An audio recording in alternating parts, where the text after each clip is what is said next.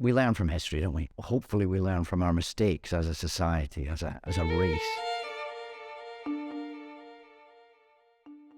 In the play's called Good, it's by C.P. Taylor, and it's about one man trying to live his life and remain true to himself. He's the symbol of every man, I guess. He's a good man. C.P. Taylor originally wrote this as a sort of retelling of Faust.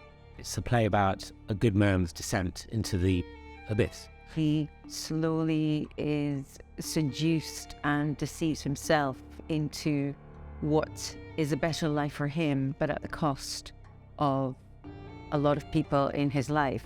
Well, I saw the original production. I was only in my teens. I'd never seen anything quite like it because it was sort of ahead of its time in the way it was done and the way it was written. It was sort of fractured. And then a few years ago, I thought, actually, this play would work very well now. Although it's about a very particular moment in history, it's also about how we as human beings react to kind of the forces around us in society, and at what point we can be objective enough to realise that things might be out of control, out of hand.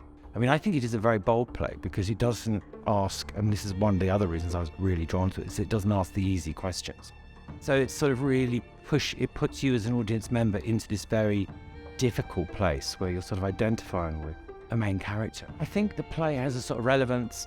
I mean, unfortunately, it has a sort of universal relevance because I think we're sort of hardwired to not see sort of dark truths as they unfold, especially sort of collective ones. And I hope that this play will play a little bit in part of bringing that to people so that they can identify or wake up or spread the message that we don't always realise it's happening until it's too late.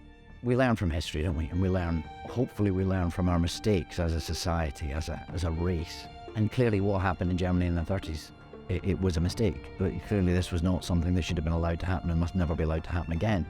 Who is uncomplicated? Who is without moments of selfishness and without moments of selflessness? And John Halder has both.